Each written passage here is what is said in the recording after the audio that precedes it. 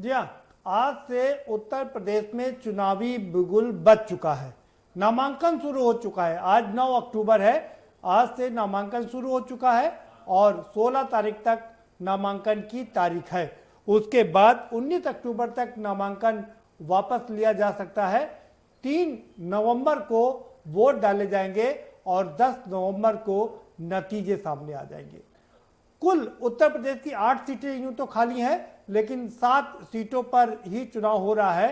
रामपुर की जो स्वार सीट है, जिसमें आजम खां के बेटे अब्दुल्ला आजम खां को डिबार किया गया था चुनाव लड़ने से, उनकी फाइल अभी भी राष्ट्रपति के पास पड़ी हुई है, क्योंकि ये रिकमेंडेशन किया गया है कि उन्हें कम से कम 6 साल तक चुनाव लड़ने से वंचित किया जाए। इस पर अभी कोई फैसला नहीं हुआ है, इसलिए चुनाव आयोग ने इस पर चुनाव ना कराने का ऐलान किया है। बाकी 7 सीटों पर चुनाव हो रहा है और इन 7 सीटों में से कि हम अगर बात करें, जो 8 सीटें थी, इन 8 सीटों में से 5 सीटें ऐसी हैं जिनमें विधायकों की या मंत्रियों की मृत्यु हो गई, असमय मौत के शिकार हो गए। चाहे चेतन चौहान की बात करें, कमला रानी वरुण की बात करें, जन्मेजय की बात करें, 5 विधायक असमय काल के गाल में समा गए और इसीलिए इन 8 सीटों पर चुनाव हो रहा है। लेकिन 7 सीटों पर ही इलेक्शन का प्रोसीजर जारी किया गया है, चुनाव आयोग ने किया है और अब इन 7 सीटों के लिए आज से चुनावी बिगुल भी बज गया है। अब सवाल ये उठता है कि होगा क्या, ये सबसे महत्वपूर्ण बात है, क्योंकि अभी तक ये देखा जाता था कि बसपा उपचुनाव में अपनी एनर्जी खर्च नहीं करती थी, लेकिन पिछले 2 बार से देख रहे हैं कि बसपा भी लगातार उपचुनाव लड़ रही है और इस बार भी उसने उपचुनाव लड़ने का ऐलान कर दिया है, उसकी तैयारी भी कर रही है। तो मामला चतुष्कोणीय है।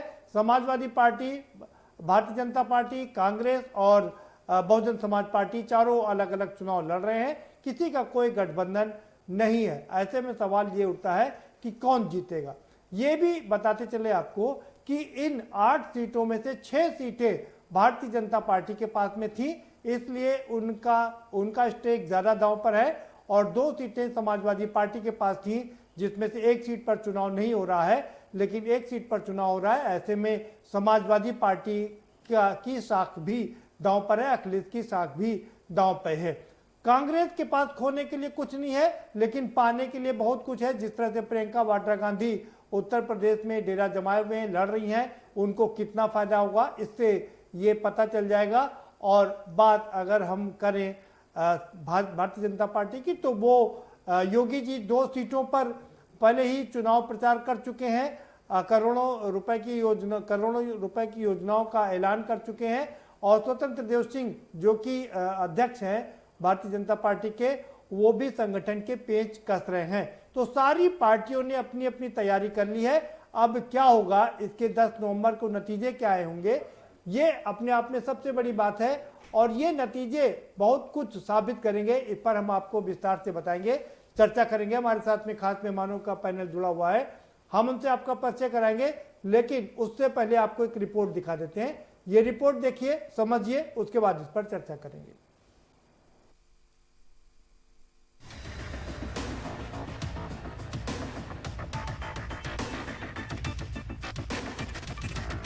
उत्तर प्रदेश की जिन 7 सीटों पर उपचुनाव होना है, उनके वेस्टर्न यूपी की टुंडला, बुलंदशहर की नौगावा, सेंट्रल यूपी की घाटमपुर, बांगरमऊ और ईस्ट यूपी की मल्हनी और देवरिया सदर सीटें शामिल हैं। रामपुर की स्वार सीट पर उपचुनाव की तारीख का ऐलान चुनाव आयोग ने अभी नहीं किया है। जन्मतिथि विवाद में अब्दुल्ला आजम की विधानसभा सदस्यता निरस्त होने के बाद यह सीट खाली है। उत्तर प्रदेश विधानसभा सचिवालय ने राष्ट्रपति को पत्र लिखकर अब्दुल्ला आजम को चुनाव लड़ने से 6 साल के लिए प्रतिबंधित करने की सिफारिश की है। इस पर अभी फैसला होना बाकी है। उपचुनाव साल 2022 में होने वाले विधानसभा चुनाव के लिहाज से भी काफी खास माना जा रहा है। सभी सियासी दलों के नेताओं ने उपचुनाव वाले क्षेत्रों पर लगातार दौरे कर रहे हैं। उत्तर प्रदेश के मुख्यमंत्री योगी आदित्यनाथ तो बीते 2 दिनों में उन्नाव की बांगरमऊ और जौनपुर की मल्हनी सीट पर उपचुनाव के मद्देनजर विकास परियोजनाओं का शिलान्यास भी कर चुके हैं। देवरिया में भी उनका कार्यक्रम निर्धारित है। साल 2017 के विधानसभा चुनाव में इन 8 सीटों पर मल्हनी और स्वार को अगर हटा दे तो बाकी 6 सीटों पर बीजेपी का परचम लहराया था। फिरोजाबाद की टुंडला सीट पर बीजेपी के डॉक्टर SP सिंह बघेल के सांसद निर्वाचित होने के बाद यह सीट खाली है। न्यायालय में विवाद लंबित होने के कारण अब तक उपचुनाव नहीं हुआ था। उन्नाव की बांगरमऊ से बीजेपी के पूर्व नेता कुलदीप सेंगर जीते थे। बलात्कार के मामले में वह उम्र कैद की सजा काट रहे हैं, जिसकी वजह से उनकी सजा रद्द हुई थी, जिस वजह से ये सीट खाली है। इसके अलावा जौनपुर की मल्हनी क्षेत्र से सपा विधायक पारसनाथ यादव जीते थे। लंबी बीमारी के कारण बीते दिनों उनका निधन हो गया था, जिस वजह से ये सीट खाली है। देवरिया सदर सीट से बीजेपी के जन्मय सिंह और बुलंदशहर से वीरेंद्र सिरोही के निधन के चलते दोनों सीटें खाली हैं। कानपुर की घाटमपुर सीट से बीजेपी विधायक कमल रानी वरुण और अमरोहा से चेतन चौहान के कोरोना संक्रमण से निधन होने की वजह से ये सीटें खाली हैं। कमल रानी वरुण और चेतन चौहान दोनों योगी सरकार में कैबिनेट मंत्री थे। यूपी की 60 सीटों पर होने वाले उपचुनाव को आगामी 2022 के विधानसभा के मद्देनजर काफी अहम माना जा रहा है, क्योंकि इन सीटों पर जीत हार ही 2022 के नतीजों को काफी हद तक प्रभावित करेगी और यही कारण है कि सभी राजनीतिक पार्टियों में घमासान शुरू हो गया है। स्पेशल डेस्क के न्यूज इंडिया।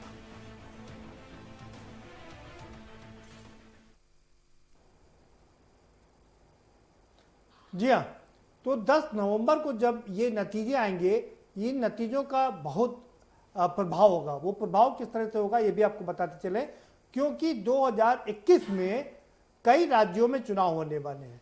बंगाल में चुनाव है, वेस्ट बंगाल में, और उसके अलावा केरल में, तमिलनाडु में, पंडिचेरी में, इन सब जगह पर 21 में चुनाव है। और इन सब से ऊपर उत्तर प्रदेश में भी यूं तो 2022 में चुनाव होने हैं, लेकिन उसकी शुरुआत 2021 में ही अक्टूबर नवंबर से शुरू हो जाएगी।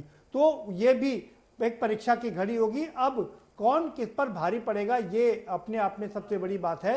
ये चुनाव परिणाम कितना प्रभावित करेंगे, और जो विधायक होंगे ये इन 10 नवंबर को वो मात्र 1.5 साल के लिए होंगे, 1.5 साल से कम समय के लिए भी वो विधायक होंगे।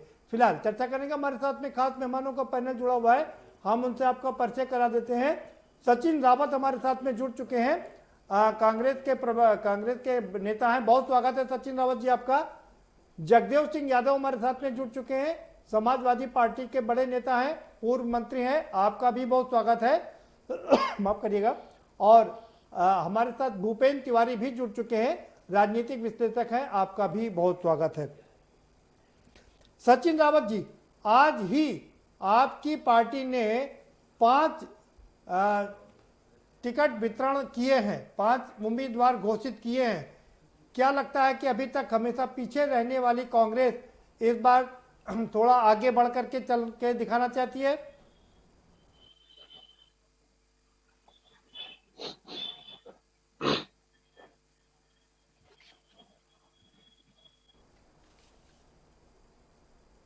सचिन रावत जी, क्या आपको आवाज मिल रही है?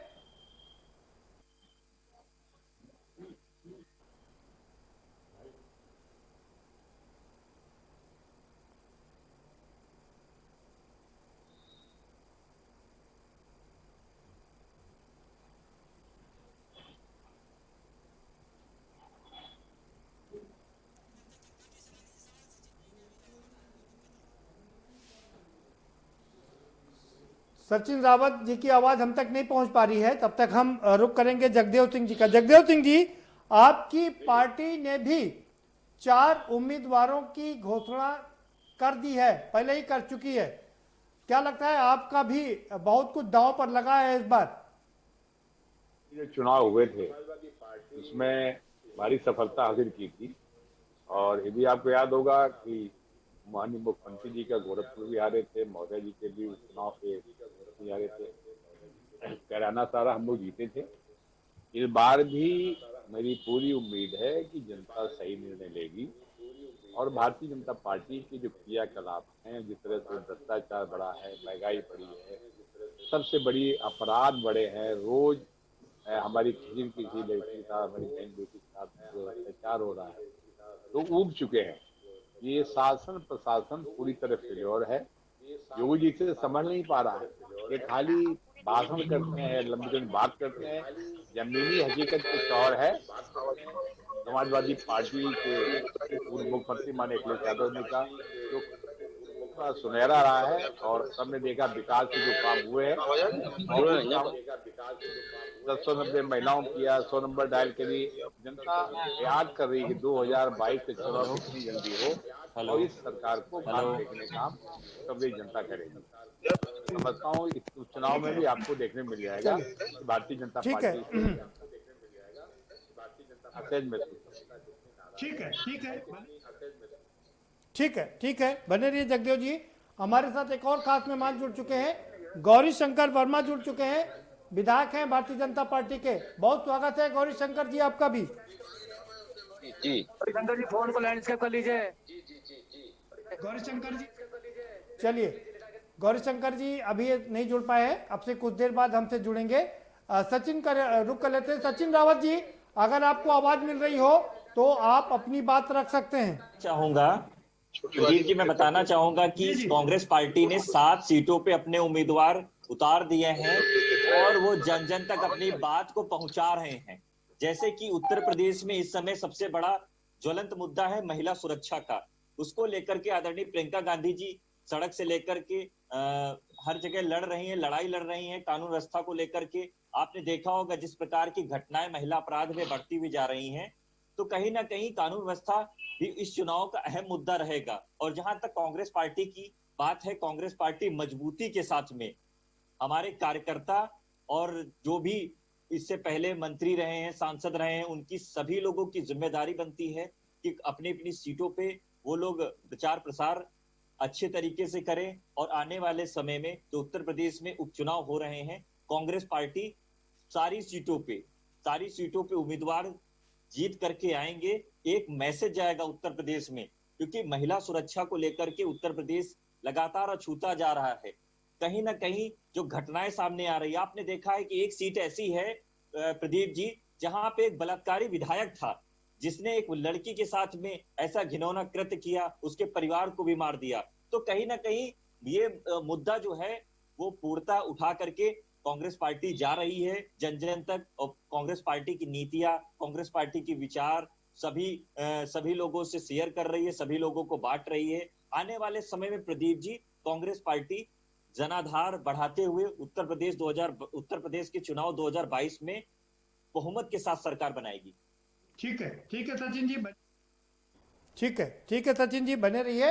हमारे साथ गौरी शंकर जी जुड़ चुके हैं। गौरी शंकर वर्मा जी, अगर आपको आवाज मिल रही हो तो आपकी प्रतिष्ठा सबसे ज्यादा दांव पर है, आपकी मतलब भारतीय जनता पार्टी की, क्योंकि इन 8 सीटों में से 6 सीटें आपके पास थी और आप लोग दावा कर रहे हैं कि 8 की 8 सीटें जीतेंगे। अभी जो कांग्रेस के प्रवक्ता ने कहा, समाजवादी पार्टी के लोग जो कह रहे हैं कि जनाधार देखने को मिलेगा, निश्चित रूप से उत्तर प्रदेश सरकार में योगी आदित्यनाथ जी वो जनता के हित का कार्य कर रहे हैं और किसी भी अपराधी को अपराध करने का मौका नहीं दिया जा रहा है। और जो अपराधी कुछ अपराध करते हैं उनको निश्चित रूप से दंडात्मक कार्रवाई उनके खिलाफ की जाती है और कोई भी कारण बख्शा नहीं जाएगा। निश्चित रूप से आज जो चुनाव 3 नवंबर को होने जा रहे हैं, इस चुनाव के माध्यम से जो परिणाम आएंगे आपको निश्चित रूप से देखने को मिल जाएगा। और जो इन्होंने जो प्रियंका गांधी का नाम ले रहे हैं, आप सबने 2017 के भी चुनाव में उनको उतारा, 2019 के चुनाव में भी उनको प्रभारी बना के भेजा। तो निश्चित रूप से मैं ये कहूंगा कि समय आने पर सारी चीजें सामने आ जाएंगी और इसका परिणाम भारतीय जनता पार्टी के पक्ष में होगा, क्योंकि भारतीय जनता पार्टी के चाहे देश के प्रधानमंत्री हो, विकास को लेकर ही सरकार बनाई थी। हम लोगों का एक ही मकसद है कि गांव में अंतिम छोर पर रहने वाले व्यक्ति की मदद की जाए, उनका विकास किया जाए। इस तरह के काम भारतीय जनता पार्टी करती है, चाहे वो मजदूर हो, चाहे किसान हो, चाहे वो व्यापारी हो, चाहे जो भी कमजोर वर्ग का व्यक्ति है, उसके लिए काम करना भारतीय जनता पार्टी का मकसद है। भारतीय जनता पार्टी हमेशा देश हित की बात करती है और आने वाले समय में निश्चित इनको जवाब मिल जाएगा। ठीक है जवाब मिल जाएगा। ठीक है गौरी शंकर जी, जवाब मिलेगा विपक्ष को, तगड़ा जवाब मिलेगा आप कह रहे हैं। डॉक्टर भूपेंद्र तिवारी जी का रुख करेंगे। डॉक्टर भूपेंद्र तिवारी जी, आपने सारी राजनीतिक पार्टियों को सुना, हालांकि बसपा हमारे साथ नहीं है, लेकिन आपका आकलन क्या है? चौतरफा चतुष्कोणीय लड़ाई है। प्रदीप जी देखिए, ये प्रदेश का दुर्भाग्य है। भाजपा ने एक थाली में परोस करके कई मुद्दे दिए थे। कृषि का मुद्दा था, कृषि बिल का मुद्दा था, बहुत बड़ा मुद्दा था किसानों के लिए। इस मुद्दे को थाली में परोस करके दिया था, विपक्ष इसको नहीं लपक पाया। कहां पहुंच गया? हाथरस के जातिवादी मुद्दे पर।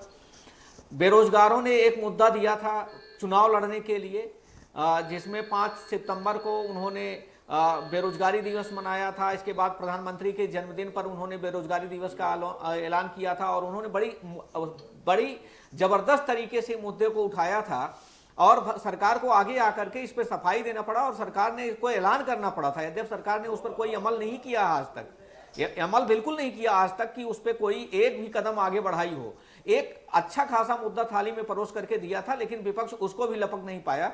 दुर्भाग्य से इसी बीच हाथरस का घटना हो गया। हाथरस का घटना भी वास्तव में जो विपक्ष का काम था वो उसको मीडिया ने किया।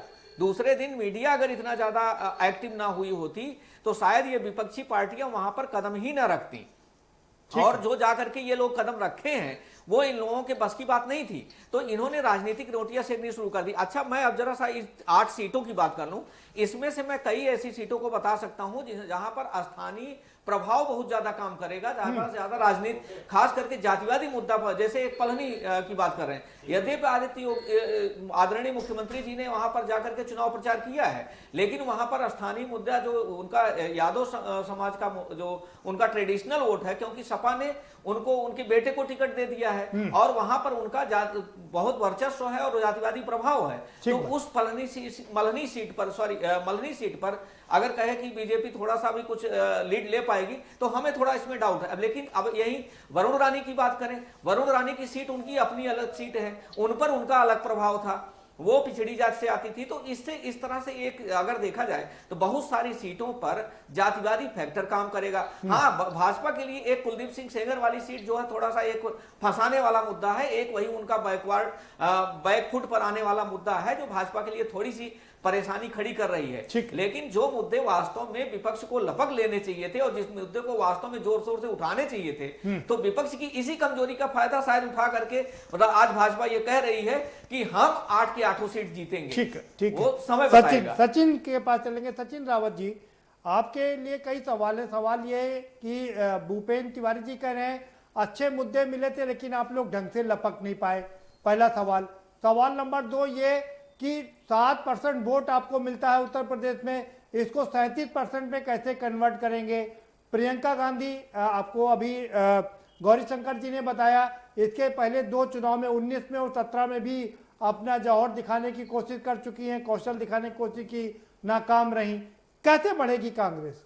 जी, मैं बताना चाहूंगा कि 2022 का चुनाव नजदीक है, इससे पहले उपचुनाव है, और मैं कहना चाहता हूं कि जनता जनार्दन होती है और जनता जिसको वोट करके जिता देती है वही उसकी गवर्नमेंट बनती है।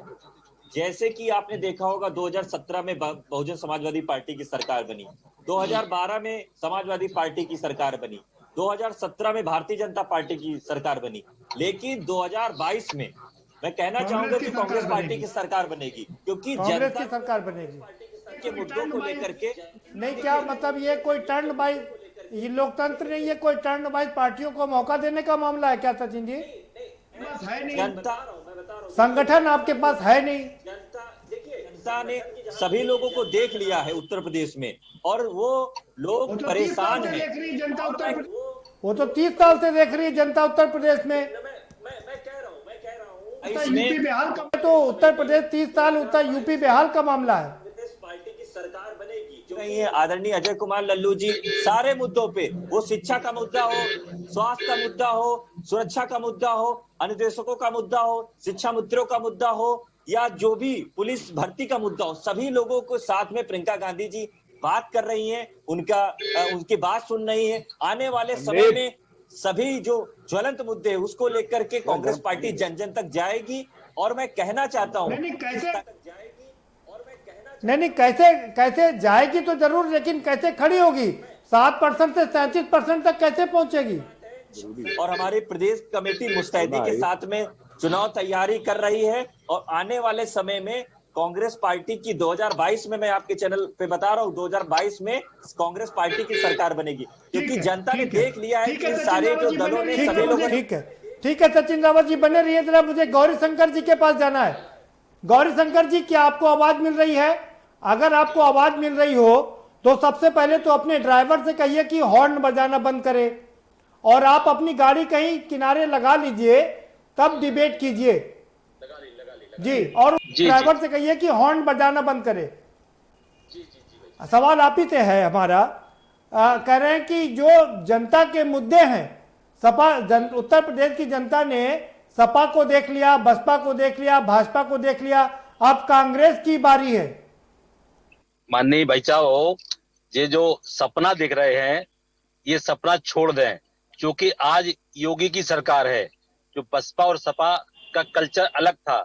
बसपा सपा में जो गुंडे या माफिया या ठेकेदार सरकार चलाते थे, भारतीय जनता पार्टी का एक एक कार्यकर्ता और उत्तर प्रदेश के मुख्यमंत्री और भारतीय जनता पार्टी का संगठन सरकार चला रहा है।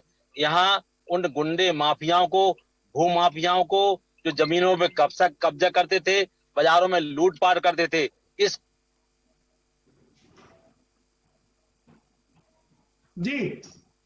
इसी वजह से इनके हाथ से चला गया था।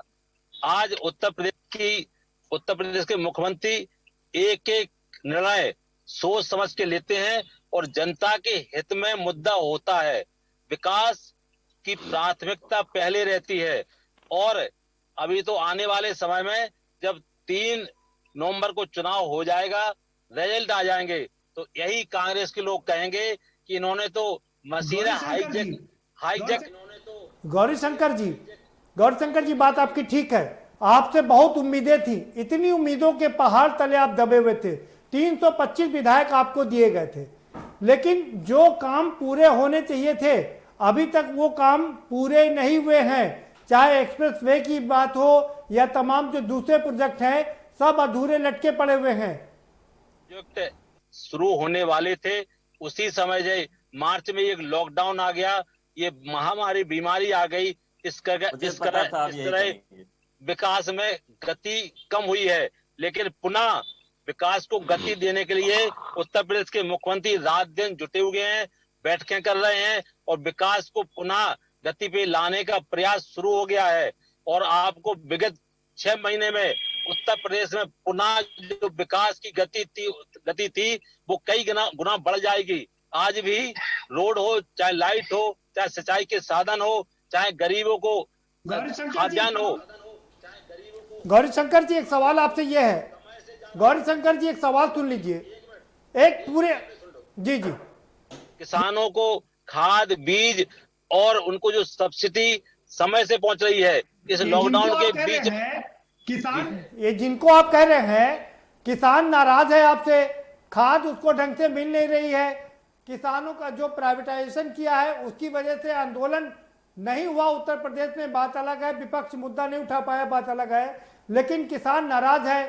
प्रियंका गांधी वाड्रा को जिस तरह से एक पुलिस वाले ने कॉलर से पकड़ा, उससे लोगों में नाराजगी है। जयंत चौधरी को लठियाया, उससे नाराजगी है। गुर्जर आपसे नाराज है पूरी तरीके से। कैसे संभालेंगे इन सब मुद्दों को? ये किसान अध्यादेश बिल जो लाया है वो किसान के हित में 100% है। लेकिन कुछ किसानों के नेता जो आम किसान तक जो सरकार की सुविधाएं जाती थी, उपकरण जाते थे, ट्रैक्टर, रोटावेटर, पाइप, सिंचाई के साधन जाते थे, वो इन किसान नेताओं के ही पास पहुंचते थे, आम किसान तक नहीं पहुंचते था। अब देश के प्रधानमंत्री ने इस अध्यादेश को ला करके वो सुविधाएं उन तक देने का काम किया है। और जो उनका एक मिनट सुन लो एक मिनट सुन लो। आ रहा हूँ सचिन जी, आपके पास आऊंगा जी। गौरीशंकर जी सवाल सुन लीजिए, सचिन जी सवाल पूछना चाह रहे हैं। देखिए विधायक जी, आप जनप्रतिनिधि हैं और जनता के बीच रहते हैं और जनता से जुड़े रहते हैं, लेकिन आप ये बताइए कि जो मंडियां खत्म कर रहे हैं, जो एपीएमसी खत्म कर रहे हैं, इससे जो उनका जो समर्थन मूल्य, जो एमएसपी जो उनको देनी थी, आप अगर उस अध्यादेश में लिख देते कि आलू का इतना दाम है, गेहूं का इतना दाम है, तो क्या दिक्कत हो जाती? एमएसपी पर नहीं है। आज हमारा मामला एमएसपी पर नहीं है, हम बात कर रहे हैं 7 सीटों पर। ठीक है सचिन जी, ये आज आप मुद्दे से हट के बात कर रहे हैं, इस पर तमाम बार बात हो चुकी है। वक्त एक छोटे से ब्रेक का हो चला, ब्रेक लेंगे और ब्रेक के पार आएंगे तो इस गौरी शंकर वर्मा जी से समझने की कोशिश करेंगे कि कांग्रेस इस बार पहली बार अल्पसंख्यक वोटों की ओर नहीं देख रही है, बल्कि बहुसंख्यक वोटों में सेंध लगाने की कोशिश कर रही है। तो क्या वो भारतीय जनता पार्टी के वोट बैंक में सेंध लगाएगी या सपा के और बसपा के वोट बैंक में सेंध लगाएगी, ये देखना सबसे बड़ा दिलचस्प होगा। अल्पसंख्यक वोट बैंक उत्तर प्रदेश में सबसे महत्वपूर्ण रहता है, वो किस ओर करवट लेगा, क्या सपा की ओर जाएगा या बसपा की ओर रुख करेगा, ये भी बड़ा दिलचस्प मामला है। और क्या भारतीय जनता पार्टी इस बार इस तरह के मुद्दे को भुना पाएगी, ये भी देखना दिलचस्प है। फिलहाल छोटा सा ब्रेक के पार आएंगे तो चर्चा के सिलसिले को आगे बढ़ाएंगे।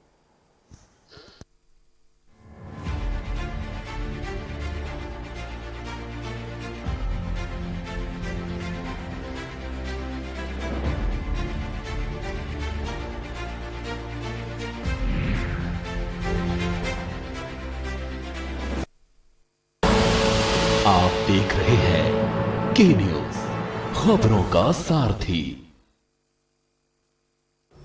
नमस्कार।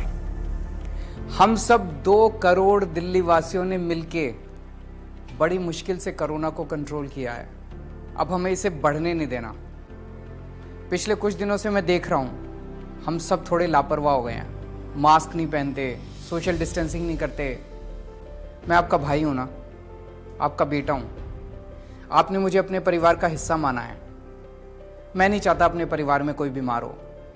ये बहुत गंदी बीमारी है, इसलिए आज आपसे कुछ मांग रहा हूं। कसम खाओ कि अब जब भी घर से बाहर निकलोगे मास्क पहन के निकलोगे, सोशल डिस्टेंसिंग करोगे। और एक बात, कुछ लोग आजकल टेस्ट भी नहीं करवा रहे। अभी थोड़े दिन पहले एक फोन आया एक आदमी का मेरे पास, किसी और काम से। बात बात में बोला कि कुछ दिनों से उसको बुखार है। मैंने पूछा टेस्ट कराया? बोला नहीं। मैंने पूछा क्यों? तो कहता है सर आजकल तो सब अपने आप ठीक हो जाते हैं, मैं भी अपने आप ठीक हो जाऊंगा। मतलब ये कोई बात हुई? मैं तो दंग रह गया। आपको पता है इस तरह से वो आदमी अपनी जान खतरे में डाल रहा है और अपने आसपास के, अपने परिवार के लोगों को भी कोरोना कर देगा। प्रॉब्लम क्या है? दिल्ली सरकार ने टेस्ट मुफ्त कर रखे हैं, दिल्ली में जगह जगह टेस्ट हो रहे हैं, तो फिर क्यों नहीं टेस्ट करवाते? अगर आपको कोई भी सिम्टम हो या फिर आप किसी ऐसे व्यक्ति के संपर्क में आए जिसे कोरोना है, तो जाके टेस्ट करवाओ। आप स्वस्थ रहें, अपने सबके परिवार में सब लोग सुखी रहें, ऐसी प्रभु से प्रार्थना है। जय हिंद।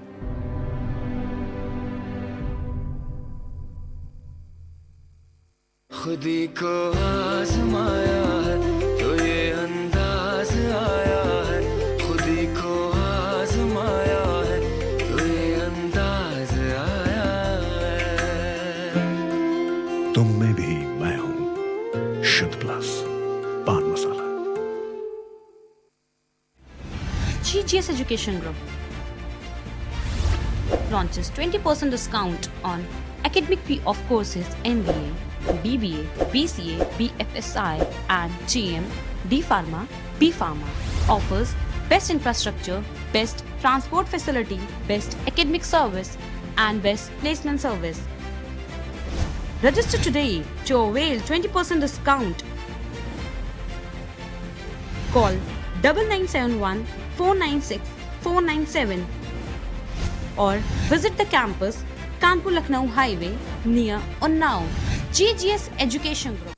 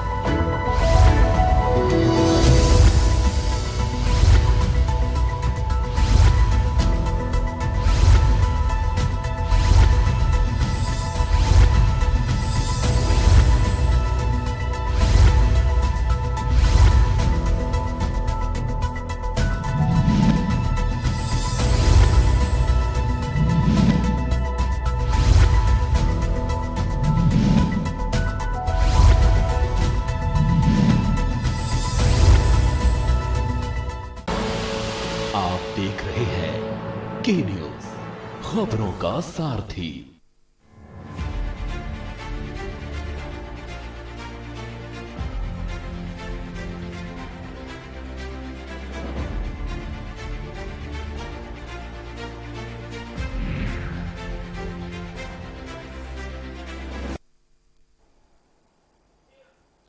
ब्रेक के बाद आपका स्वागत है और सारे मेहमान हमारे साथ बने हुए हैं। मैं एक बार फिर से गौरी शंकर वर्मा जी का रुख करेंगे। गौरी शंकर वर्मा जी, दो सवाल छोटे छोटे आपसे समझने हैं। सवाल नंबर एक ये है कि सपा ने अपने उम्मीदवार घोषित कर दिए हैं, कांग्रेस ने अपने साथ के साथ उम्मीदवार घोषित कर दिए हैं, भारतीय जनता पार्टी अभी तक उम्मीदवार ही घोषित नहीं कर पाई है। भारतीय जनता पार्टी बैठक करके कल माननीय मुख्यमंत्री जी और प्रदेश अध्यक्ष जी और संगठन मंत्री सारे लोग कल बैठे थे। प्रत्याशियों की चयन की संभावना बैठक थी। अरुण राष्ट्रीय महामंत्री अरुण सिंह जी आए थे, तो बैठक चल रही है और समय आने पर निश्चित प्रत्याशी। सर आज से नामांकन शुरू हो गया। अरे सर आज से नामांकन शुरू हो गया, मात्र एक हफ्ते का समय है नामांकन करने का। अब नहीं हुई ना, अभी 19 है जी, 16 तारीख है। 19 है जी, 16 तारीख है। मैदान में हमारे प्रत्याशी होंगे। अच्छा ठीक है, अच्छा ठीक है सर, बने रहिए। जगदेव सिंह जी, आप तो पूर्व मंत्री रह चुके हैं, चतुष्कोणीय मुकाबला है, कैसे जीतेंगे आप इस मुकाबले को? और शिवपाल यादव से अभी तक आपका पैचअप भी नहीं हुआ ढंग से। नहीं, शिवपाल जी 2 जगह उन्होंने कैंडिडेट घोषित किए हैं जी। और पिछला देखिए, हमेशा आप जानते हैं कि उपचुनाव हमेशा सत्ता पर जीता है। उत्तर प्रदेश योगी सरकार के कार्यकाल में जो निकल रहा है, मैक्सिमम सीट समाजवादी पार्टी ने जीती है। तो ताज्जुब बात है जब मुख्यमंत्री के क्षेत्र हार गए। आपका ये दावा तो ठीक है कि नहीं, आपका ये दावा तो ठीक है कि मैक्सिमम सीटें समाजवादी पार्टी जीतेगी, कैसे जीतेगी ये बताइए। समाजवादी पार्टी का परफॉर्मेंस उपचुनाव में बहुत अच्छा रहा है और इस चुनाव में समाजवादी पार्टी ही जीतेगी। कैसे जीतेगी उसका फार्मूला बताइए सर, हमको तो कोई फार्मूला नहीं दिखाई दे रहा है। आज बीजेपी की बी टीम है और बी टीम करके समाजवादी पार्टी को नुकसान पहुंचाने के लिए मात्र जो है मायावती चुनाव लड़ा रही हैं। गठबंधन किया 0 से, तो तब भी तो आप ही के वोट कटेंगे ना, इसीलिए तो चुनाव लड़वा रही है। आज बीजेपी ने मैनेज करके उनको चुनाव लड़ाने का काम किया है। जगदेव सिंह जी, मुझे दो जगदेव सिंह जी, इसमें कोई शक नहीं कि कौन क्या कर रहा है, इसमें कोई शक नहीं, सब जनता देख रही है। लेकिन आपके पास में कोई फार्मूला तो होगा चुनाव जीतने का ना। गति माने अखिलेश यादव ने इतने विकास काम किए हैं और कानून व्यवस्था को लेकर के 100 ड्राई के लिए लोग आज भी याद कर रहे हैं और वहां इंतजार कर रहे हैं कब 2022 आए और भारतीय जनता पार्टी को उनको सबक दिखाने का काम करें। सवाल तो जवाब सुन लीजिए। गौरी शंकर वर्मा जी आपको सवाल पूछना चाह रहे हैं आपसे। जी गौरी शंकर जी। माननीय यादव जी से, पूर्व मंत्री से, कि 2019 के 12 के चुनाव में मायावती से गठबंधन तो इन्होंने किया था, ये हम पे आरोप क्यों लगा रहे हैं? ये तो चोर मौसेरे भाई है ना सब मिलके। आप 2 बार मुख्यमंत्री बना चुके हैं, मायावती को कर चुके हैं। हमने किया विपक्ष होना एक सेकुलर पार्टी को इकट्ठा करने के दस्तों से किया, लेकिन आपने मायावती को धमकाया, सीबीआई का डर दिखाया और उनके 400 करोड़ जब्त कर लिए। सीबीआई के डर से आज वो मायावती आपके साथ हो गई है। आप तो सीबीआई का इस्तेमाल करते हैं। आप सारा देश देख रहा है किस तरह से उनके खिलाफ कार्रवाई की आपने। जैसे चुनाव हुआ वो बेचारी लड़ गई और आपके हाथ में सड़ में आ गई। आज आपकी टीम है वो।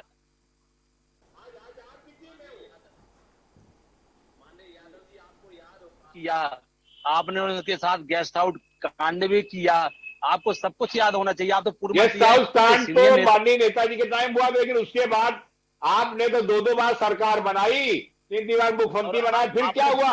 आप क्यों नहीं रख पाए साथ में? और आपने सीबीआई का इस्तेमाल करके मायावती को डरा करके आपने डरा धमका के प्रयत्न किया है। स्वेच्छा से मायावती नहीं किया है, स्वेच्छा से गठबंधन नहीं तोड़ा है। आज विरोधियों की क्या स्थिति है? आप आजम खान जैसे लोग जेल में डाले हैं, लालू यादव जेल में है, चिदम्बरम जेल में आए। एक तो घोषित इमरजेंसी है, जो विरोध करेगा जेल जाएगा। आप देख रहे हैं हाथों में क्या स्थिति हो रही है। आज पूरे प्रदेश में आंदोलन नहीं करने दे रहे। हम अगर आंदोलन करने निकलते हैं तो घर ही में घेर लिया जाता है, घर से बाहर नहीं कर जाता। ये लोकतंत्र है, विपक्ष को लोकतंत्र में संविधान में अधिकार मिला, हम विरोध करेंगे, जनता की आवाज उठाएंगे।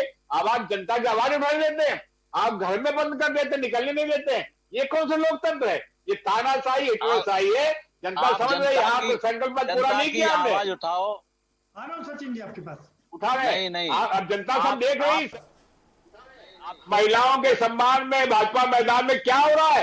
रोज बलात्कार हो रहे हैं, रोज हत्या हो रही, महंगाई चरम सीमा पे। ठीक है भाई जगदेव सिंह जी, जगदेव सिंह जी, सवाल आपसे है मेरा कि भी होती है, कहते हैं एंटी इनकम्बेंसी भी होती है, लेकिन क्या ये जनता पूरा का पूरा आपको ही वोट देगी और क्यों दे, जरा ये भी बता दीजिए। मैं ये कह रहा हूं, जो 5 साल समाजवादी पार्टी की सरकार चली, माननीय अखिलेश यादव मुख्यमंत्री में काम किया है, वो काम बोलता है। आप जो काम हमने किए थे पूरा नहीं कर पाए, उन्हीं के दोबारा उद्घाटन कर रहे हैं। आप देखिए विकास की गंगा बहाने काम करते समाजवादी पार्टी ने किया। अरे आप जीत का फार्मूला नहीं बता पा रहे, अपना जीत का फार्मूला बताइए ना कि कैसे जीतेंगे आप। खाली जनता आपको वोट दे देगी। मुख्यमंत्री का सुनहरा अवसर आया तब समाजवादी पार्टी का, इसलिए जनता पुनः चाहती है। हर क्षेत्र में आप देख लीजिए, किसान के क्षेत्र में, रोजगारी क्षेत्र में, नौजवान को लैपटॉप आने, एजुकेशन के क्षेत्र में। भूपेंद्र जी कुछ कहना चाह रहे हैं, काफी देर से उनको रोक रखा मैंने जी। ठीक है जगदेव जी, काम अगर इतना ही काम किया होता तो 2017 में हटाती ना सरकार उत्तर प्रदेश की जनता उनको, ये भी याद रखिएगा। 19 में भी उनको फेल्योर, 19 में भी उनको मात मिली है, ये भी याद रखिएगा। भूपेंद्र जी आप अपनी बात रख सकते हैं। ये तो खेल है बीजेपी का, ईवीएम का भी खेल है, ईवीएम का भी खेल है। आप कराइए, जनता भाई चुनाव का तो मांग तो कर रहे हैं। इसमें ये मैनिपुलेशन करते हैं, चुनाव जीतने का मैनिपुलेशन करते हैं। एक सीट जाती हुई दिख रही है, वो है पारसनाथ सिंह की सीट, वो भी उनके व्यक्तिगत कारण से। और वो जो आप लोगों ने अगड़ा पिछड़ा का वहां पर एक समीकरण बना रखा है, वहां पर जो जातिवाद का समीकरण, ये आप मुझे ये समझा दीजिए कि इस बार जातीय समीकरण क्या होगा।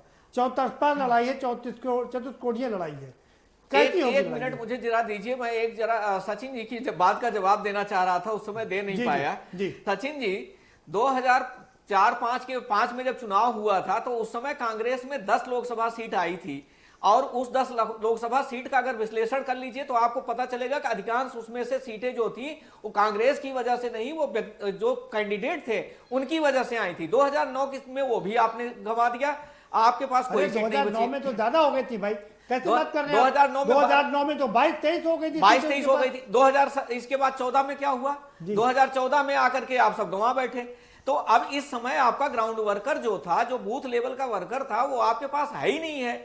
जो पुराने कांग्रेसी थे या तो वो कहीं छिटक के चले गए हैं, या तो वो इस समय पार्टी में कहीं किनारे किए पड़े हुए हैं। जो पार्टी आप मुझे ये समझाइए भूपेंद्र जी कि जातीय समीकरण कैसे बनेगा, चतुष्कोणीय लड़ाई है, कैसे ये लड़ाई कैसे देख रहे हैं आप? नहीं देखिए, ये बीजेपी के लिए इस समय मुझे लग रहा है कि जो टेस्ट होने जा रहा है, ये लिटमस टेस्ट है। ये जो 2022 का चुनाव है उसके लिए एक इनके लिए रिहर्सल है। लेकिन इनके साथ एक फेवर जा रहा है कि जो इनकी 6 सीटें हैं, जो इनकी सीटें थी उसमें से अगर सेंगर की सीट छोड़ दें तो बाकी इनके सीट में इनके जो कैंडिडेट थे उनका अपना व्यक्तिगत प्रभाव ज्यादा रहा है।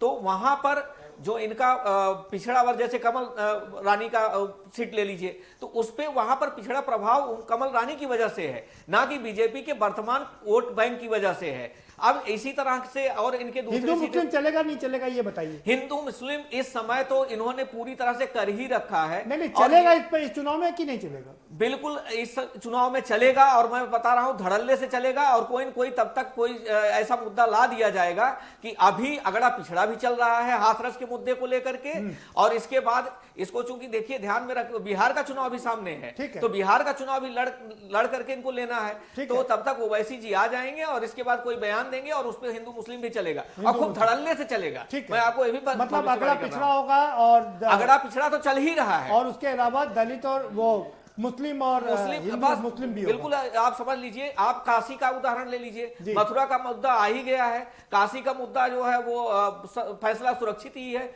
बस उस पर आगे आने दीजिए, जहां नामांकन हो गया, प्रत्याशी घोषित हो गए, उसके बाद उस पर आपका लेकिन आप मुझे एक चीज समझा दीजिए कि कांग्रेस इस बार अल्पसंख्यक की ओर रुख नहीं कर रही है, कांग्रेस भी बहुसंख्यक की ओर जा रही है, तो ऐसे में भारतीय जनता पार्टी को उसका नुकसान उठाना पड़ सकता है क्या? नहीं, देखिए भारतीय जनता पार्टी तो ये मान के ही चल रही है कि मुस्लिम वोट हमें नहीं मिलना है, तो वो इस समय अपने जैसे आप मुद्दे को ले लीजिए, तो वो अपने अगड़े वोट को बचा करके और पिछड़े वोट को संभालना चाह रही है। इसीलिए हाथरस वाले मुद्दे पर देख लीजिए, जब कांग्रेस ने इसको झटकने की कोशिश किया कि हम सेंध लगाएं और एससी वोट और बैकवर्ड वोट को हम अपने पाले में करने के लिए प्रियंका गांधी और राहुल गांधी वहां पहुंचे, तो उस मुद्दे को भाजपा हाथ से नहीं जाने दिया। वहां पर जितना कुछ हो सकता था पूरी ताकत झोंक दिया, पूरी मशीनरी झोंक दिया, और वहां पर एसपी को हटा दिया, थानेदार तक को हटा दिया, सवर्ण को अपने कब्जे में कर लिया सब। अच्छा, दूसरी चीज ये है कि जैसे ही पंचायत शुरू हो गई, तैसे ही एसआईटी की जांच के साथ साथ जो भी मांग थी वो भी बैठा दिया कि सवर्ण वोट भी छिटकने ना पाए, तो सवर्ण वोट भी बरकरार रहे और एससी वोट भी कांग्रेस के साथ या विपक्षियों के साथ ना जाने पाए।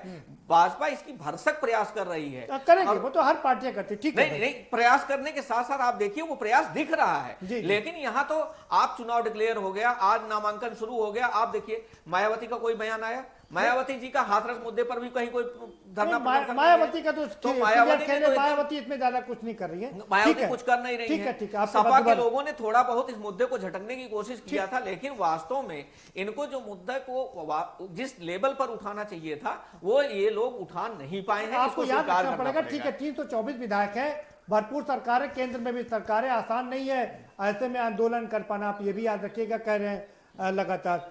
सचिन रावत जी, सवाल आपके पास वही है, प्रियंका गांधी वाड्रा लगातार कई बार से उत्तर प्रदेश में सक्रिय हैं और वो अभी तक सफल नहीं हो पाई हैं, कैसे आप संगठन को खड़ा करेंगे? दूसरा, जो भूपेंद्र जी ने एक बड़ा सवाल उठाया, जितिन प्रसाद नदारद हैं, 23 जो आपके बड़े नेता थे जिन्होंने चिट्ठी लिखी थी वो सब अभी भी नदारद हैं, कहीं दिखाई नहीं दे रहे हैं, खाली प्रियंका और राहुल अकेले लड़ाई लड़ते हुए दिखाई दे रहे हैं। जितने भी शीर्ष नेतृत्व के नेता हैं वो लगातार उत्तर प्रदेश के जो सीटें हैं उनको लेकर के कमेटी बन चुकी है, और मैं कहना चाहता हूं जहां तक जितिन प्रसाद जी की बात है, आप मुझे बता दीजिए कोई नेता आपको दिखाई दे रहा बाहर? प्रमोद तिवारी कहीं दिखाई नहीं दे रहे, उनकी बिटिया मोना दिखाई देती है खाली। जितिन प्रसाद जी राष्ट्रीय सचिव बना दिए गए हैं और वो पश्चिम बंगाल और अंडमान निकोबार के प्रभारी हैं, और प्रमोद तिवारी सीडब्ल्यूसी के मेंबर बनाई है, और यही कह के उनको यहाँ से विदा कर दिया गया है। चुनाव की कमेटी में सभी लोगों को प्रतिनिधित्व करने की उनको ताकत दे दी गई है, और आने वाले समय में जितनी विधानसभा चुनाव होने जा रहे हैं उन सभी लोगों को लगाया जाएगा। और मैं कहना चाहता हूं कि प्रियंका गांधी जी के नेतृत्व में जितने भी और भी नेता हैं जो दूसरे राज्यों के भी हैं, वो भी उपचुनाव में बड़ी जिम्मेदारी के साथ में चुनाव प्रचार करेंगे। ठीक है, जल्दी से मुझे ये बता दीजिए कि इस बार आपने जो टिकट जारी किए हैं, जो मैं देख रहा हूं उसमें ज्यादा अल्पसंख्यक नहीं है, तो क्या अल्पसंख्यकों से आपका मोह भंग हो गया है? आप भाजपा के वोट बैंक यानी कि जो बहुसंख्यक वोट बैंक है उसमें डेंट लगाने की कोशिश करेंगे? बात करती है, कांग्रेस पार्टी कभी जातिगत राजनीति नहीं करती है। कांग्रेस पार्टी ने हमेशा सभी जातियों सभी वर्गों के लिए काम किया है। यहाँ कोई भारतीय जनता पार्टी की तरीके नहीं कोई द्वेष भावना की तरह राजनीति करे।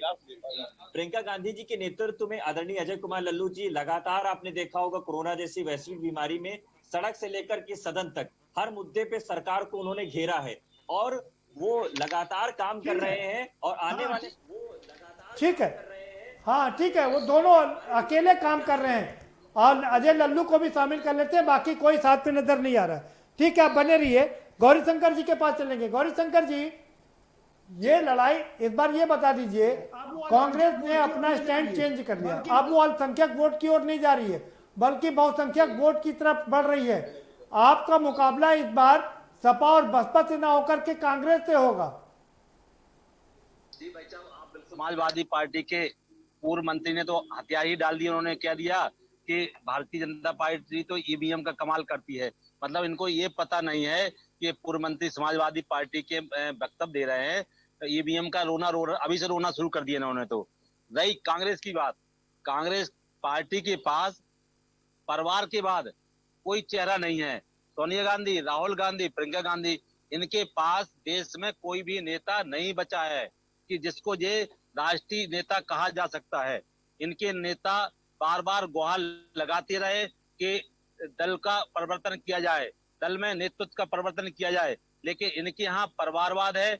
इनके यहाँ कोई सुनने वाला नहीं है कि आपने राजनाथ सिंह के बेटे का नाम नहीं सुना है। मुझे अरे लग रहा है वसुंधरा राजे जी के क्या बेटे है का वो? नाम नहीं सुना क्या है वो? क्या है? राष्ट्रीय अध्यक्ष है? शिवराज सिंह चौहान के बेटे का नाम नहीं सुना है। नहीं, राष्ट्रीय अध्यक्ष है क्या वो? परिवारवाद की बात बता रहा हूं। अरे आप बताओ ना, 70 साल से एक ही आदमी पार्टी ने परिवारवाद के नाम पे, मैं बता रहा हूँ, IIT दिए, एम्स दिए और जितनी सरकारी संस्थाएं परिवारवाद के लिए दी। बताइए, परिवारवाद के लिए दी। और मैं कहना चाहता हूँ कि जहां तक परिवारवाद की बात है, अगर कोई भी नेता जनता के बीच में जाता है और जनता की स्वीकारिता अच्छी बात है, लेकिन तो आप हमेशा स्वीकार करना चाहिए। किसी परिवारवाद की बात नहीं होती है। और मैं कहना चाहता हूँ, कांग्रेस पार्टी ने 25 राष्ट्रीय अध्यक्ष दिए हैं। सचिन जी, अलग अलग लोगों को बनाया है। मुझे लगता है कि जनसंघ और भारतीय जनता पार्टी RSS ये सिर्फ और सिर्फ एक व्यक्ति विशेष को बना करके इसमें जातिवाद कराती है और दंगे कराने वाले लोगों को सिर्फ और सिर्फ माले पहनवाती है, मॉब लिंचिंग करवाने वालों को माले पहना करके सम्मानित करती है। तो आपकी पार्टी में, हमारी पार्टी में फर्क है, क्योंकि कांग्रेस पार्टी एक विचारधारा है, कोई फर्क नहीं है। 30 सालों से चली आ रही है और आने वाले समय में कांग्रेस पार्टी का जो जनाधार लगातार बढ़ता हुआ जा रहा है, ये जनता का ही आशीर्वाद है, जनता का ही स्वीकारिता है, क्योंकि जनता की स्वीकारिता कांग्रेस पार्टी के साथ में हमेशा रही है। सुन तो लो। ठीक है सचिन जी, ठीक है जी, आपको भी तो सुनना चाहिए ना।